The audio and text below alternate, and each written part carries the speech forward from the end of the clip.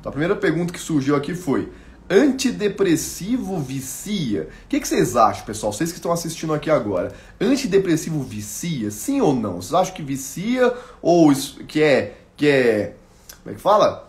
Uma conspiração da indústria farmacêutica? Ou não, Lucas? Não tem nada a ver, antidepressivo não vicia. O que vocês acham?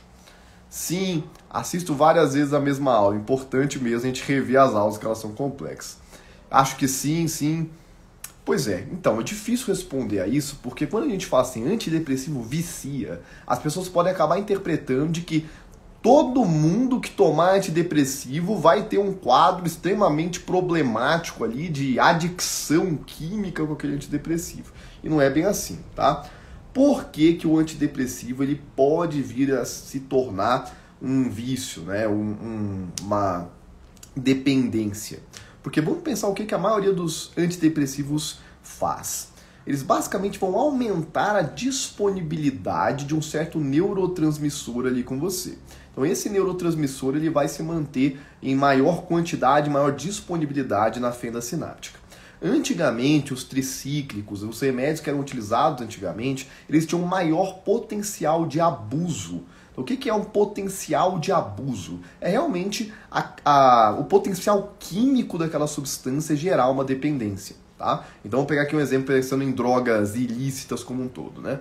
A maconha é uma droga com potencial de abuso pequeno. Então as pessoas elas podem se viciar em maconha, mas é mais improvável porque a substância química da maconha ela tem um potencial de abuso menor. Enquanto a gente pegar uma cocaína, uma heroína, o potencial de abuso dela é muito maior, porque quimicamente o que ela faz no seu cérebro gera uma neuroadaptação muito mais provável, vamos dizer assim, tá? Então, no final das contas, antidepressivo, antigamente os tricíclicos, eles possuíam uma composição química que levava a uma maior probabilidade daquela pessoa vir a ter uma dependência química, além dos efeitos colaterais. Os efeitos adversos eles eram mais frequentes. Hoje, principalmente, são utilizados os inibidores seletivos de recaptação. O que são esses inibidores seletivos de recaptação? Eles impedem aquele neurotransmissor de ser recaptado para a célula que liberou, mantendo maior disponibilidade dele na fenda sináptica. Então, deixa eu resumir a história. Imagina que tem aqui, para quem não conhece, como é que funciona a sinapse, tá? A conexão dos neurônios. Existe um neurônio X, um neurônio Y. Imagina que esse neurônio aqui vai passar a informação para este outro aqui da minha outra mão. Então, eles não se encostam, tá? Os neurotransmissores eles não ficam encostados assim. Existem algumas conexões que são as conexões elétricas, as sinapses elétricas, que realmente é a partir de conexinas. Então, eles realmente passam carga diretamente para o outro. Mas quando a gente fala aí sobre as questões cognitivas, as principais são as sinapses químicas, que elas acontecem num espacinho. Tá vendo que tem um espaço aqui entre um neurônio e outro? Então, esse espaço entre um neurônio e outro é o que a gente chama de fenda sináptica. É um espaço onde esses neurotransmissores vão ser utilizados. Então esse neurônio que quer se comunicar com esse aqui, ele libera aqui um neurotransmissor, que é um sinalizador químico, para poder ativar esse próximo neurônio e levar alguma resposta. Então, nessas áreas do cérebro relacionadas ao prazer, ao bem-estar, à satisfação e muito mais, alguns neurotransmissores são muito conhecidos, que são aqueles da classe das monoaminas. Quais são eles? Serotonina, noradrenalina, dopamina. Então, vou pegar a serotonina, que é muito utilizada. Os inibidores seletivos de recaptação de serotonina, eles vão impedir essa serotonina que foi liberada aqui na fenda sináptica de ser recaptada para a célula que liberou. Então, você mantém mais quantidade, mais disponibilidade de serotonina aqui para ativar essas áreas do cérebro. Então, com a maior disponibilidade de serotonina, se espera que a pessoa vai ter uma maior ativação dessas áreas do cérebro relacionadas ao prazer, bem-estar, satisfação e blá blá blá. Só que o que acontece? Chega um momento que esse neurônio que liberou a célula, que liberou o neurotransmissor e que não está conseguindo recaptar esse neurotransmissor, ele percebe que ele não está conseguindo recaptar. E aí o nosso sistema nervoso é muito plástico, nossos neurônios são muito plásticos, eles se moldam perante o que está acontecendo ali com a gente. Então, quando aquele neurônio percebe que ele está tentando recaptar o neurotransmissor e não está conseguindo, ele pode vir a mudar a morfologia dele e, por neuroplasticidade, ele consegue começar a recaptar aquele neurotransmissor, gerando aí uma tolerância, que é o quê? A pessoa ela vai deixar de sentir os efeitos que ela tinha sentido anteriormente com o antidepressivo. Mas mais do que isso, como agora esse neurônio ele já está adaptado à maior presença daquele neurotransmissor, se você tira a medicação, o neurônio já está adaptado. Então, o cérebro ele realmente sofreu uma plasticidade sináptica para receber aquela maior quantidade de disponibilidade de serotonina. Então, o resumo da história é: ao tomar o antidepressivo, os neurônios eles podem se adaptar, sofrer neuroplasticidade, e se você retirar o antidepressivo, então você tem sintomas ali de fissura, de abstinência, que nada mais é do que uma resposta da neuroadaptação que seu cérebro teve enquanto utilizava a medicação. Então, existe um potencial de abuso, existe uma possibilidade de uma pessoa começar a tomar um antidepressivo e se sentir adicta nele? Existe, tá? Porque existe a possibilidade de neuroplasticidade nesse processo. Porém, mais uma vez, isso era mais comum nas medicações antigas. As medicações atuais são formuladas de tal forma que minimiza-se os efeitos adversos, minimizam-se o potencial de abuso. E segundo, existe uma predisposição genética relacionada a esse abuso também.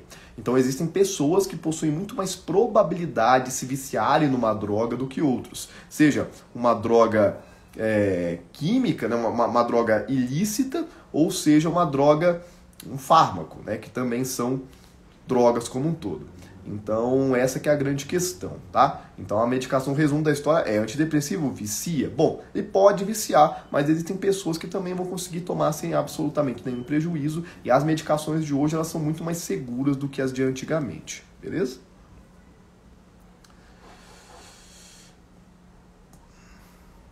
Deixa eu ver aqui as perguntas que vocês mandaram aqui em cima. Para indicar no Rio um hipnólogo, infelizmente eu não tenho indicação para você, tá? A gente até tem alunos do Rio de Janeiro e tudo mais, mas que eu realmente conheça o trabalho de perto, são pouquíssimos os profissionais que eu realmente... Porque indicar realmente uma terapia é uma coisa muito séria, né? Eu estou indicando alguém ali que vai cuidar da sua saúde mental. Então a gente só indica mesmo aquelas pessoas que a gente sabe de perto como é que funciona o trabalho, que trabalha com base em evidências, então acaba que o nosso leque de indicações é bem pequeno nesse sentido.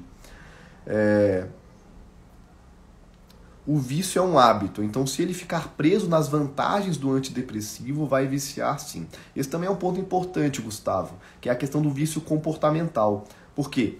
Eu falei aqui sobre potencial de abuso. Existem certas substâncias químicas que elas têm realmente um potencial de abuso maior, porque de fato elas vão mexer em áreas do cérebro, em mecanismos do seu cérebro, que vai fazer ele sofrer uma adaptação àquela substância.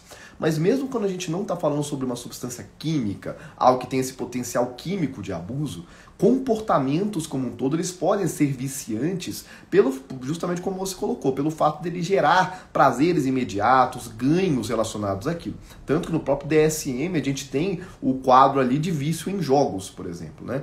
Então a gente tem essas questões aí a serem consideradas, tá? Mas é um ponto sim relevante para a gente considerar. Galera, quem foi entrando aqui depois, estamos numa live Tira Dúvidas aqui de neurociências. Quem for tendo dúvida pode ir mandando aí abaixo. Qualquer pergunta relacionada, seja ao curso de neurociências ou a neurociências como um todo, funcionamento do cérebro, saúde mental, tudo que vocês quiserem perguntar, fiquem à vontade por aqui, tá? Vou pegar mais uma água.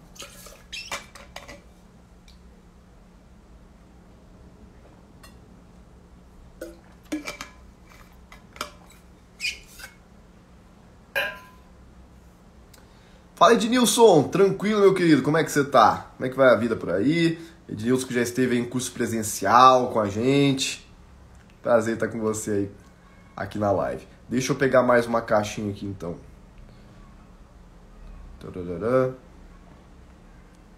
Como o café atua no cérebro? Essa é uma pergunta boa. Bom, aqui a gente está falando mais especificamente sobre a cafeína, né? O que a cafeína faz? Em resumo, ela bloqueia os receptores de adenosina no cérebro. Nossa, Lucas, o que é isso, pelo amor de Deus? Vamos lá. Quando a gente está acordado, quando a gente está aqui gastando energia, né? Então, enquanto estamos acordados, enquanto estamos dormindo, a gente também está gastando energia, né? Mas a gente vai repondo isso numa maior proporção. Então, o ser humano ele gasta energia para sobreviver. Quando estamos acordados, quanto mais ativos estamos, quanto mais alerta estamos, quanto mais em atividade física estamos, mais a gente vai gastando energia. Então, andar, mexer, pensar, tudo está gastando energia aí para a gente fazer isso. E a gente tem o que a gente chama de moeda energética, que é o ATP. Essa moeda energética é basicamente o que a gente utiliza para poder conseguir energia no nosso organismo para as diferentes reações químicas.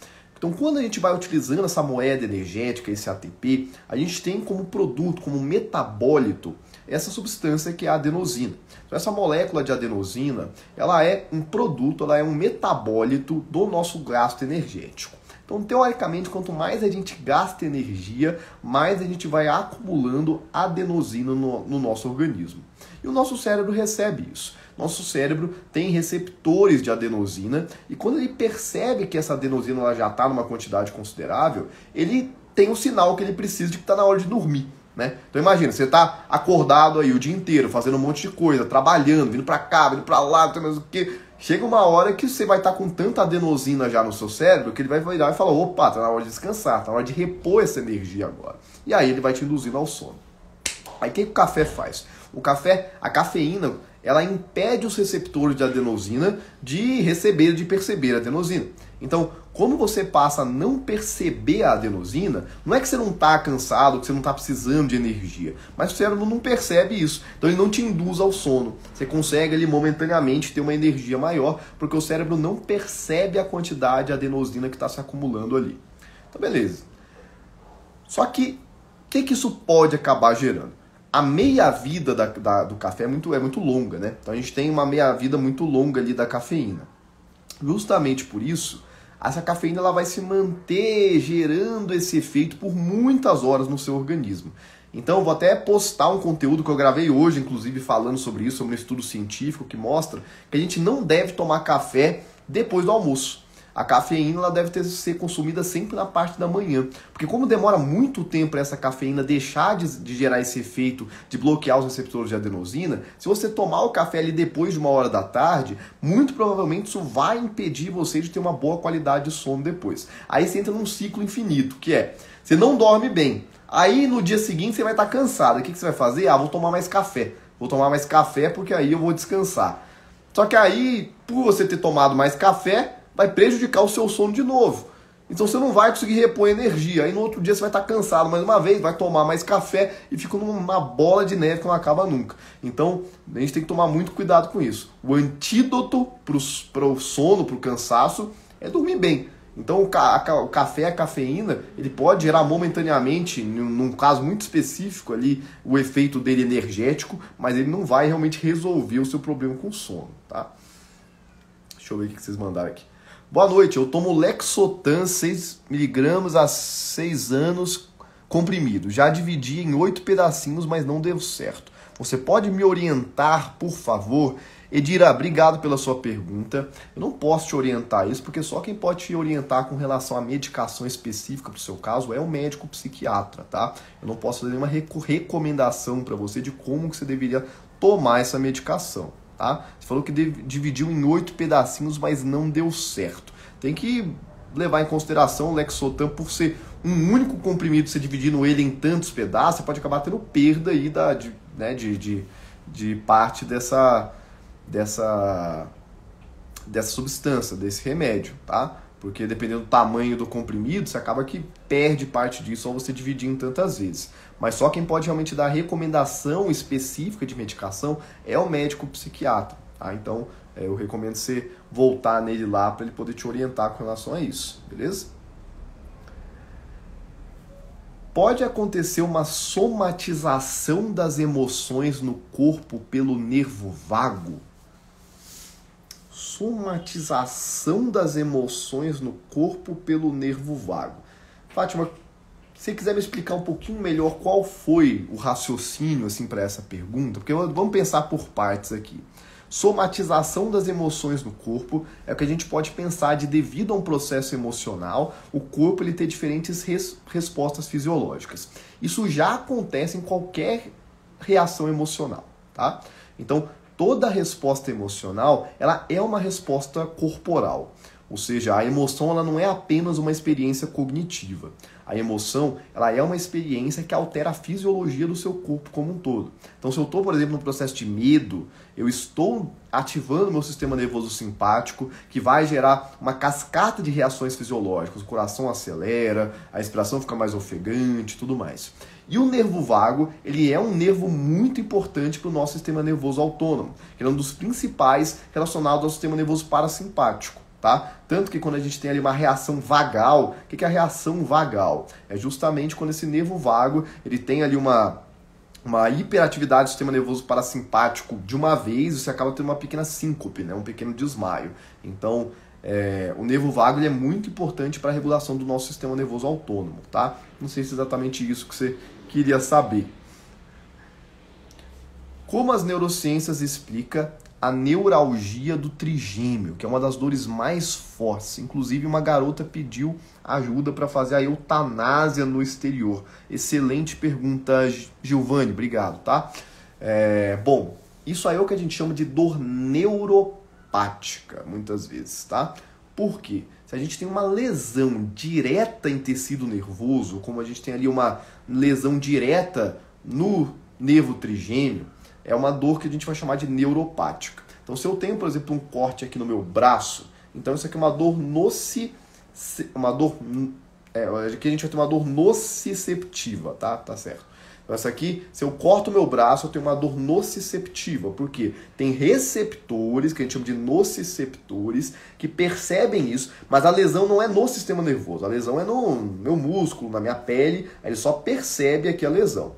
Mas se eu tenho uma lesão direta no nervo, aí a gente chama de dor neuropática, tá? E é uma dor realmente excruciante. Primeiro porque a experiência da dor em si, ela também encara aí uma subjetividade, porque também se relaciona aí com diversas áreas do cérebro associadas a emoções. Então a dor ela é uma experiência emocional, é um sofrimento, é uma experiência desagradável como um todo, tá? E que muitas vezes você não vai ter muito ali o que fazer por esse paciente. Então ele acaba tendo que conviver com aquela dor 24 horas por dia. É uma dor realmente muito grande que a pessoa tem nesses casos, né? E é comum a gente ter esse caso aí de pessoas que acabam pedindo a eutanásia por conta disso. Então, como que a gente pode ajudar? Independente qual que é o tipo de dor, existem algumas estratégias que são primordiais. Primeiro, é uma prática regular de exercício físico. Por quê? Porque a prática regular de exercício físico ela libera endorfinas na nossa corrente sanguínea que vão ser utilizadas no cérebro e essas endorfinas elas inibem essas áreas secundárias relacionadas à dor. Então a endorfina ela vai amortecer de certa forma a experiência cognitiva da dor e ela é liberada durante exercício físico aeróbico. Psicoeducação, a gente explicar para a pessoa que a dor ela é uma experiência sensorial, mas também emocional. Envolve diferentes áreas relacionadas às emoções e memórias também. Isso ajuda o paciente a ter uma mudança. E uma ferramenta muito utilizada é a hipnose clínica. A ferramenta da hipnose é uma ferramenta que, quando utilizada com base em evidências, hoje a gente tem um arcabouço teórico muito grande que ela pode, sim, aliviar muito a percepção de dor. Algumas pessoas conseguem ter uma melhora do aspecto emocional, diminuem o sofrimento associado à dor. Outras pessoas conseguem ter realmente uma sensação diminuída da percepção da dor em si, tá? Então, na pior das hipóteses, o processo de hipnoterapia ajuda o paciente a conseguir modular o comportamento dele perante a dor, para poder manter uma prática de exercício físico, para poder ter uma resposta emocional diferente àquela dor, e muitas vezes as pessoas conseguem controlar de fato a sensação de dor com ferramentas da hipnose, tá? Então são algumas estratégias aí para lidar com isso. Já me respondeu, obrigado. Que bom que fez sentido então. Boa noite, vai ficar gravada a live? Olha, a gente sempre tenta deixar gravado. Às vezes o Instagram dá doido aqui e não grava, não fica gravado. Mas se eu conseguisse depender de mim aqui, ela vai ficar gravada assim, tá?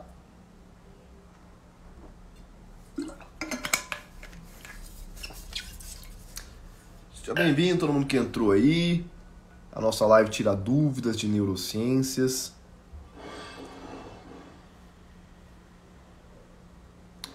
Perguntei porque minha filha tem e já até fez cirurgia, mas agora há pouco mais de um ano a dor voltou. Agora ela faz bloqueio.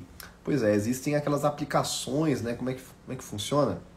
Enfim, existem algumas questões que o pessoal faz para poder ter um alívio mais imediato da dor. Inclusive no nosso curso presencial que a gente teve alguns fins de semana para trás, a gente tinha uma fisioterapeuta que era especialista aí sobre dor. Ela estava falando justamente sobre essa dor do trigêmeo, sobre a neuralgia do trigêmeo. Ela estava falando sobre alguns casos, sobre algumas estratégias. E o que a gente sempre tem que pensar é como que a gente vai manejar isso de forma comportamental e como que a gente consegue também utilizar diferentes ferramentas para poder ajudar esse paciente, tá? Então eu desejo de coração que eles consigam achar estratégias para poder inibir, ajudar essa percepção de dor. Muito importante a prática de exercício físico, importante ela ser acompanhada às vezes por algum fisioterapeuta que seja especialista em dor, que são poucos, tá? Por incrível que pareça, mas eu falo isso assim, como uma crítica a todas as áreas da medicina como um todo, né? A fisioterapia ela é uma das partes que a gente tem uma das melhores práticas baseadas em evidências, mas falta às vezes a gente ter pessoas que entendam a dor como um todo, que a dor é uma experiência sensorial e emocional. Então entender isso é uma questão que poucos profissionais têm. Então procurar alguém aí que seja especialista nesses casos, que consiga ajudar com os exercícios certos para o caso dela, a prática de exercício físico aeróbico, a gente ter um acompanhamento psicoterapêutico, e a hipnose é uma ferramenta que pode ajudar nesses casos, tá bom?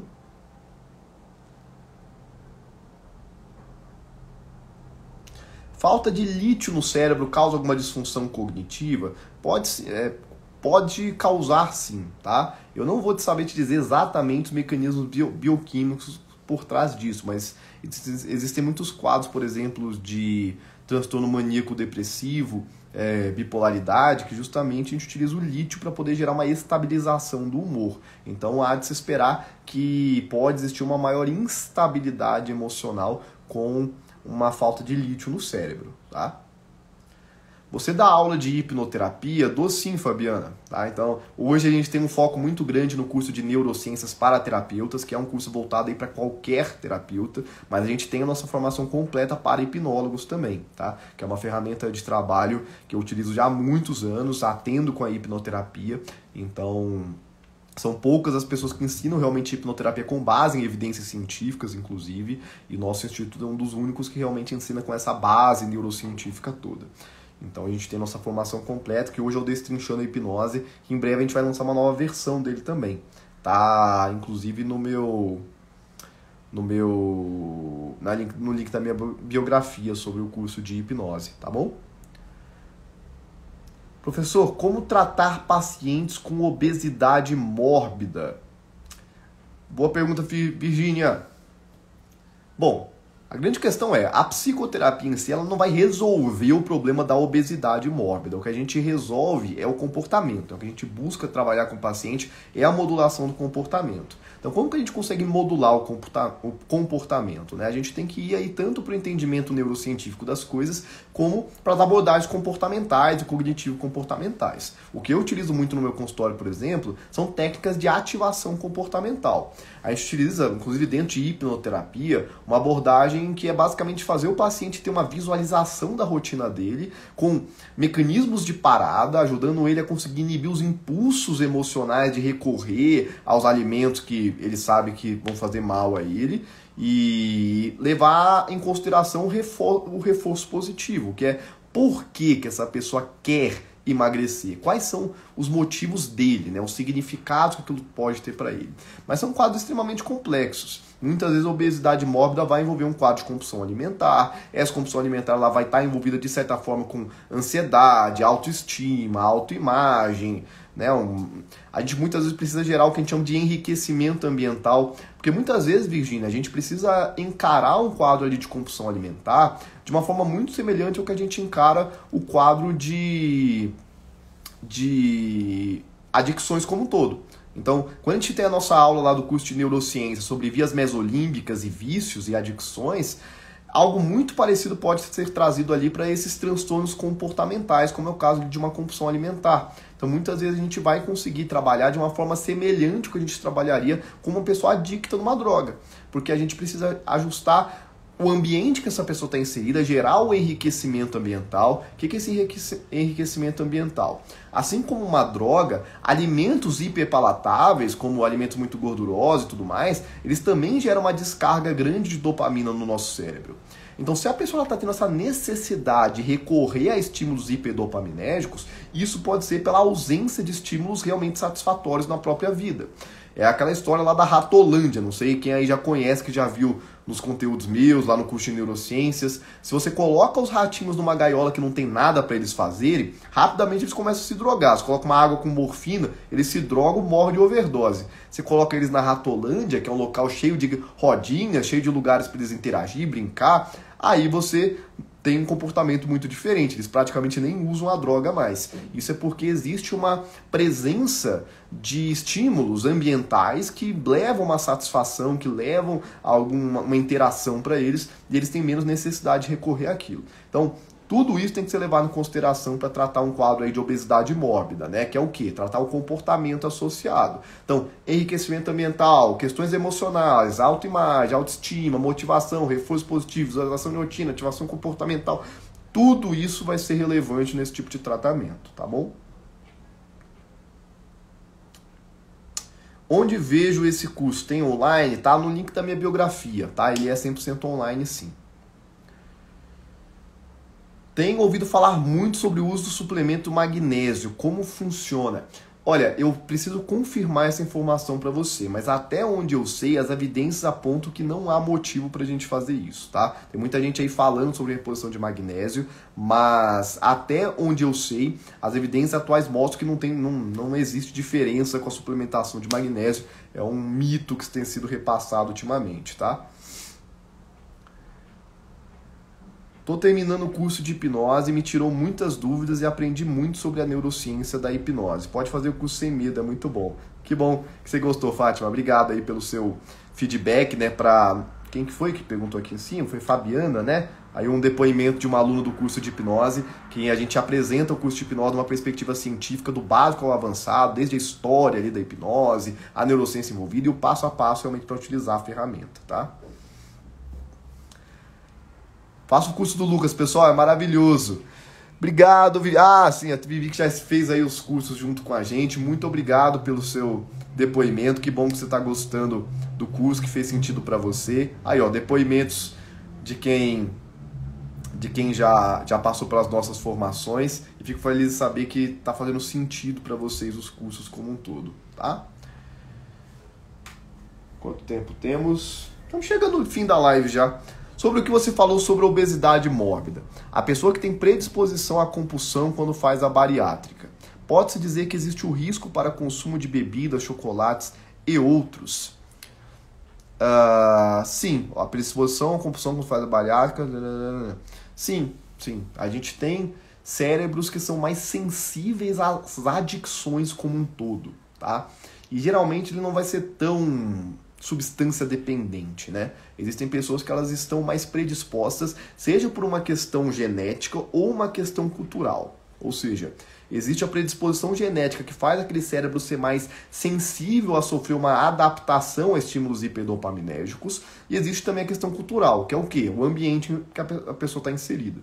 Então, se eu estou num ambiente altamente tóxico para mim, isso é um fator de risco para eu desenvolver qualquer tipo de vício, né? Ou seja, bebida, doce, droga. Por quê? Vamos pegar ali mais, eu sempre gosto de pensar naquele quadrinho do desenvolvimento das psicopatologias.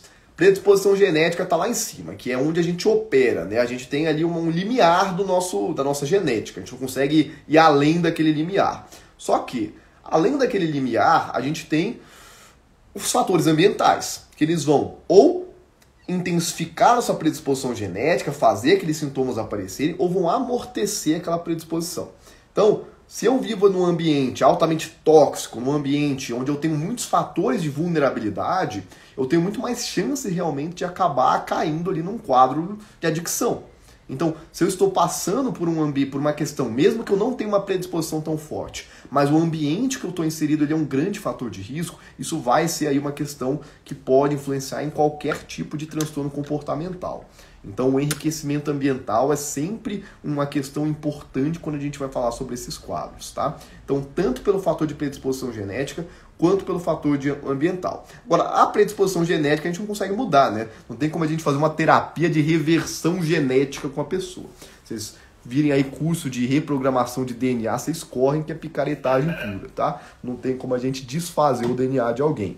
Mas a gente consegue modular a questão ambiental. O que a gente consegue modular é ajudar o paciente a ter comportamentos melhores, a conviver em ambientes melhores. Muitas vezes aquela pessoa precisa abrir mão de certas questões ambientais que fazem mal a ela, um trabalho que é tóxico, um relacionamento que é tóxico. É claro que você não vai chegar para o seu paciente virando sai de casa, sai do trabalho, mas muitas vezes ajudar o paciente a chegar nas conclusões que ele precisa. Então é importantíssimo a gente levar em consideração o ambiente que o paciente está inserido, e a predisposição genética é um fator, mas que a gente não tem muito acesso a ela em psicoterapia, né?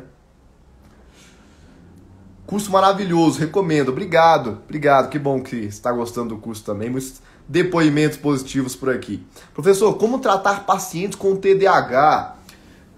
Primeiro de tudo, a gente tem que pensar que o TDAH é um transtorno do neurodesenvolvimento, tá? A gente tem uma aula inteira sobre TDAH no curso de neurociências, e os transtornos do neurodesenvolvimento, eles são aqueles que o paciente possui um cérebro atípico, ou seja, durante o processo de desenvolvimento, durante o processo embrionário, durante o processo que o cérebro estava se formando, esse cérebro se formou de uma forma diferente de pessoas neurotípicas, tá? Aí vai entrar o transtorno de déficit de atenção e hiperatividade, vai entrar o transtorno do espectro autista, vai entrar deficiência intelectual, vai entrar superdotação, enfim, vai entrar diversos transtornos que essas pessoas têm cérebros diferentes do de outras pessoas. Ah, mas não é todo cérebro diferente? Sim, todo cérebro é diferente. Mas ali a gente consegue ver algumas alterações claras, que inclusive possuem um efeito, vou até tirar essa pergunta que a gente não está falando mais disso, né? Existem algumas alterações claras no cérebro que muitas vezes existem componentes genéticos também mais fortes. Então, quando a gente fala de TDAH, quando a gente fala de espectro autista, a gente está falando sobre transtornos que eles têm um componente genético e orgânico muito maior do que uma ansiedade, uma depressão, que pode se desenvolver com menos predisposição genética e que existe uma possibilidade de tratamento até maior, né? Então, a pessoa que tem TDAH nunca vai deixar de ter TDAH. O que a gente consegue a partir do processo de terapia é ajudar aquela pessoa a conseguir diminuir consideravelmente alguns sintomas e ajudar ele a lidar melhor de uma forma comportamental com eles. Então, a primeira coisa que a gente deve levar em consideração é que muitos desses pacientes vão precisar de medicação, porque esses pacientes eles possuem o nível de dopamina alterado nas áreas de função executiva. Então eles não têm a quantidade necessária de dopamina nas áreas relacionadas às funções executivas, nas áreas frontais do cérebro. Então a medicação nesses casos muitas vezes é necessário para regular esses níveis de dopamina. Existem alguns pacientes que não podem tomar medicação, como é o caso do paciente que tem algum tipo de problema cardíaco. Isso é porque os psicoestimulantes eles podem gerar um fator de risco para quem tem algum problema cardíaco. Então, independente se a pessoa vai tomar medicação ou não, a psicoterapia ela serve como uma excelente aliada. E o padrão ouro hoje é a terapia cognitivo-comportamental. A abordagem do cognitivo-comportamental é a melhor evidência disponível que nós temos para ajudar no TDAH, para o paciente ele conseguir estabelecer estratégias para lidar com esse déficit de atenção, com a hiperatividade, tá? Uma outra ferramenta que ajuda muito é o Mindfulness, porque o Mindfulness ele ajuda a cultivar certas funções executivas que estão prejudicadas no quadro de TDAH. Então o Mindfulness está muito associado ao desenvolvimento de funções executivas que estão geralmente em deficiência na pessoa que tem o déficit de atenção e hiperatividade. Então uma prática de Mindfulness regular pode melhorar essas funções executivas também, tá bom?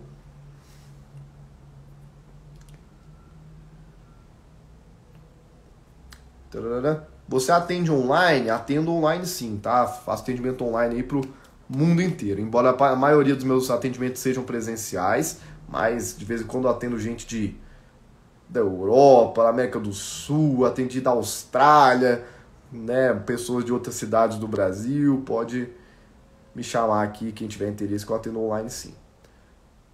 Estou amando de neurociência. Assim que terminar, farei de hipnose. Grata. Que bom que você está gostando do curso de neurociência. Prazer ter você com a gente. Quando quiser entrar no de hipnose também, será super bem-vinda. Ótima live. Obrigado por responder e tirar as dúvidas. Por nada, Giovanni. Que bom que você gostou da live. Cheguei. Boa noite, Raquel. Boa noite. Vamos ver, acabou meu tempo? Praticamente acabou meu tempo. Deixa eu ver se ficou alguma pergunta aqui que eu não respondi. Da caixinha. Acabei de adquirir o de neurociência. Já muito bem-vinda, Daniela. Espero que seja muito proveitosa para você a experiência do curso de neurociência. Qualquer dúvida, a nossa equipe está à disposição para te ajudar, tá bom? Espero que você consiga ter o melhor aprendizado possível conosco. Aqui, ó. Pergunta importante. Que chegou e eu não respondi. Para que serve neurociência para o terapeuta? Tá? Vou terminar a live com essa pergunta.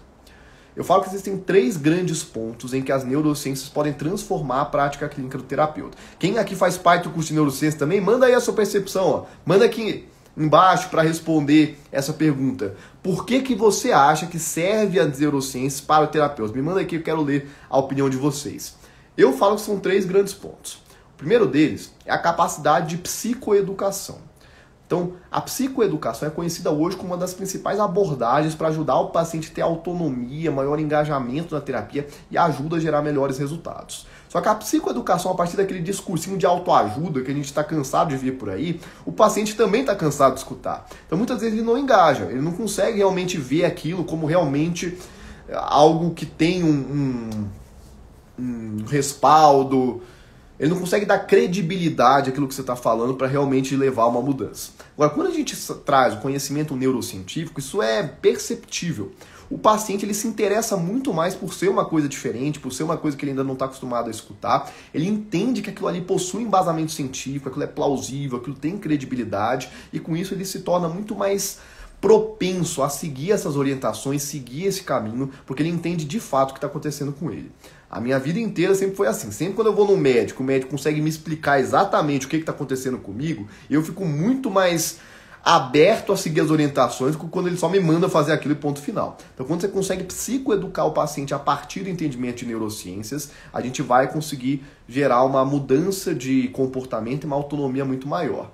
Segundo, é o raciocínio clínico. Quando a gente tem um raciocínio clínico embasado em neurociências, você consegue entender mais ou menos o que está acontecendo no organismo do seu paciente para pensar numa intervenção que faça sentido neurocientificamente. Então você para de trabalhar com achismo e começa a trabalhar realmente com o que a gente tem plausibilidade científica para uma tomada de decisão assertiva. E terceiro, é a valorização do próprio trabalho. Quando a gente traz para a nossa comunicação o entendimento das neurociências, as pessoas elas confiam muito mais no que a gente tem para entregar, vê um diferencial no nosso trabalho e estarão dispostas a pagar mais por uma consulta conosco. Então, a galera que aprende neurociências vê isso claramente acontecendo numa maior facilidade de encher sua agenda com clientes que pagam bem, inclusive, tá? Eu faço, a psicoeducação no meu cliente está sendo ouro na terapia. Realmente faz toda a diferença, Fátima. Quando a gente começa a psicoeducar o paciente e entende a terapia como um processo educacional acima de tudo, a gente começa a dar autonomia para o paciente e ele consegue gerar mudança de uma forma muito mais eficaz, tá? Terapeuta, olha o Lourenço aí, grande Lourenço, como é que você tá, meu amigo? Terapeuta que entende pelo menos o básico de neurociências jamais será um terapeuta que não entende, né? Terapeuta que não entende pelo menos o básico de neurociências jamais será um terapeuta de alto impacto. De fato, Lourenço, se a gente não entende o mínimo de neurociências, a gente não sabe muito bem o que a gente está fazendo. Essa que é a grande verdade. Então a gente precisa realmente entender neurociências para trabalhar com excelência. Sou analista psicanalítico em formação e o curso do Lucas me deu outro diferencial. Que bom, Lourenço. Fico feliz de saber disso. A gente tem muito psicanalista lá no curso também. Para finalizar, eu vou responder a Virgínia aqui, ó. Professor, o que você acha de PNL associada à neurociência? Então, Virgínia, vamos falar sobre PNL rapidamente, tá? A programação neurolinguística, ela tem um lado muito legal e um lado meio obscuro, tá?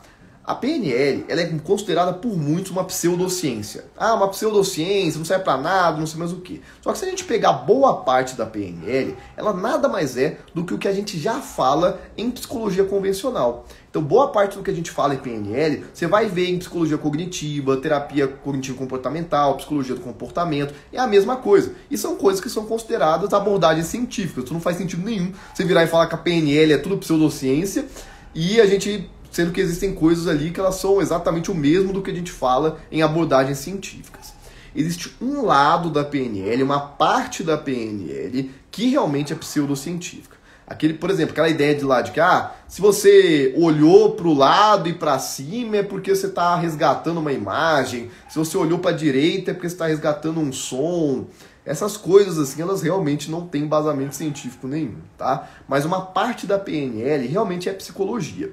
E a vantagem da PNL é que ela é muito útil para o público leigo. Por que ela é muito útil para o público leigo? Porque ela é palatável, ela é fácil de entender, ela é um pouco mais gostosinha de aprender do que estudar na fonte ali da psicologia. Então, principalmente para a gente aprender sobre como alcançar nossas metas, questões aí de produtividade, a PNL é legal sim, eu até recomendo o manual da PNL do Joseph O'Connor, tá? Mas para o terapeuta, para quem trabalha com psicoterapia, eu acho muito razoável a gente trabalhar aprender as coisas da fonte, entender realmente a ciência por trás daquilo. Então, para o terapeuta, eu considero que a PNL ela pode ser útil de vez em quando, mas a gente precisa estudar realmente sobre neurociências aprofundadas e estudar as abordagens da psicologia mesmo, aprender sobre psicologia comportamental, behaviorismo, terapia cognitiva. Isso vai dar pra gente uma base muito maior sobre as coisas, tá bom? Bom, espero que vocês tenham gostado então dessa live. Quem quiser fazer parte do curso de neurociência que não está fazendo ainda, a gente tem lá no link da biografia para poder fazer sua inscrição. Neurociência é bacana para psicanálise, é bacana demais, sim, tia. A gente tem muito psicanalista no curso de neurociência para terapeutas, tá? Então, a gente acabou de ter aqui uma pessoa comentando, ó, o Lourenço falando aqui, ó. Sou analista psicanalítico em formação e o curso do Lucas me deu outro diferencial. Existem alguns momentos que a gente consegue fazer correlações até de teorias freudianas com as neurociências. A gente fala sobre memória, repressão de memória, reconsolidação de memória, tem bastante conteúdo sobre isso. É claro que quando a gente trabalha com evidências, muitas vezes a gente se aproxima mais de abordagens cognitivo-comportamentais, mas a gente tem muitos psicanalistas no curso, tá? Eu acrescento com minha experiência prática, entender o que está realmente fazendo no ambiente terapêutico e não ficar apenas repetindo scripts. É uma dádiva que os estudiosos de neurociências têm. Pois é, Ednilson, grande Ednilson, obrigado pela sua contribuição aqui também. E é isso mesmo, tá? A gente conseguir trabalhar de uma forma individualizada. Isso é uma coisa que as neurociências trazem pra gente. Parar de trabalhar com protocolos enrijecidos e trabalhar de uma forma realmente individualizada com o paciente. Seu curso ajuda a complementar a pós de neurociências? Cíntia, depois você dá uma olhadinha lá nos destaques do meu Instagram, tem um destaque lá de depoimentos. Nós tivemos vários alunos já que falam, Lucas, eu aprendi no seu curso de neurociências o que eu não consegui aprender em anos de pós-graduação. Porque a gente traz com uma didática que nenhum outro curso entrega. Então, muitas pessoas que fizeram pós-graduação, seja você que está fazendo ou já fez, vai complementar muito para você ter um aprendizado bem mais aprofundado sobre as neurociências aplicadas à saúde mental e à terapia, tá? Então, seja você que já tem uma formação, está fazendo uma formação em neurociências, o curso de neurociências para terapeutas traz tudo de uma forma muito didática para você aprender o que realmente você precisa saber sobre o tema, tá? Então eu te convido a fazer parte, 15 dias de garantia incondicional, pode se inscrever sem medo na nossa formação, tá? E corre porque o preço ele sobe de tempos em tempos e logo logo a gente tem ajuste também, beleza? Grande abraço para vocês, boa noite, boa semana, vamos que a semana tá só começando. Valeu, tchau, tchau!